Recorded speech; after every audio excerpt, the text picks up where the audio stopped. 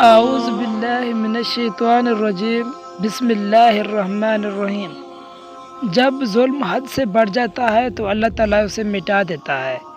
تو آج کی ویڈیو میں ہم 1400 سال پرانے ہونے والے ظلم کے حوالے سے ایک بہت بڑی داستان بیان کریں گے، لہٰذا اس قیمتی اور معلوماتی ویڈیو کو شروع سے لے کر آخر تک لازمی دیکھیں۔ سامعین گرامی، حضرت امام حسین کو جب شہید کیا گیا تو اس کے بعد ان ظالموں کا کیا انجام ہوا جنہوں نے آپ صلی اللہ علیہ وسلم کے نواسے حضرت امام حسین کو بے دردی سے شہید کیا تھا۔ تو سب سے پہلے نمبر پر آتا ہے شمر اور ابن سعد کا انجام۔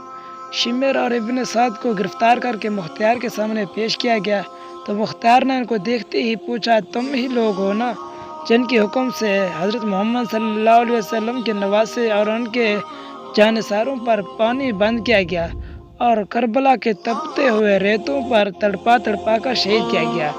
اے شمر، اے ابن سعد، سچ بتانا، اس ناپاک کام کے بدلے میں تم کو کتنی دولت ملی؟ ظالمو، تم کو ذرا سی بھی غیرت نہ آئی کہ جن کا تم کلمہ پڑھتے ہو انہی کے نواسے پر اتنا ظلم کرتے ہو؟ جلاد، ان کو میرے سامنے تڑپا کر ذبح کر دو تاکہ ان کی عبرتناک موت سے لوگ سبق حاصل کریں۔ دوسرے نمبر پر نام آتا ہے حرطہ بن کاہل کا انجام۔ یہ وہ بخت تھا جس نے حضرت علی اصغر رضی اللہ تعالیٰ عنہ کے حلقوں پر ایسا طاق کر تیر مارا کہ وہ آپ کے حلقوں کو چھیدتا ہوا حضرت امام حسین کے بازو میں پیوست ہو گیا۔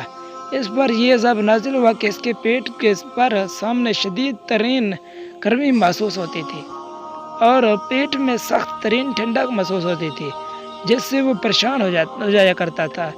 پیٹ کی گرمی سے نجات پانے کے لیے ہمیشہ پکھا جھلتا رہتا تھا اور پیٹ کی تکلیف سے چھٹکارا پانے کے لیے آگ جلاتا رہتا تھا۔ کچھ دن بعد پیاس کی شدت اتنی بڑھ گئی کہ ہمیشہ پانی پیتا رہتا تھا لیکن پیاس نہ بجھتی تھی۔ انہی مشکلات میں وہ وادی جہنم تک جا پہنچا۔ تیسرے نمبر پر آتا ہے خولی بن یزید کا انجام۔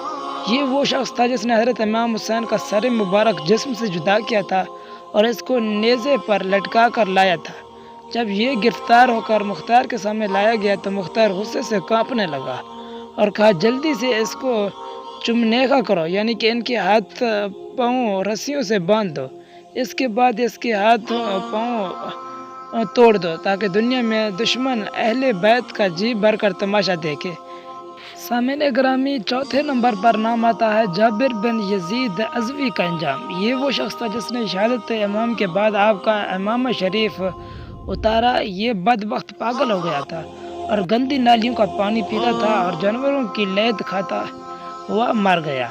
نبی کریم صلی اللہ علیہ وسلم کے گھر والوں سے محبت تو ایمان کا ایک اہم جزء ہے، اگر اس میں کوتاہی ہوئی تو تباہی ہے۔ ان سے بغض رکھنے والوں کا انجام دنیا آخرت میں تباہی ہوتا ہے۔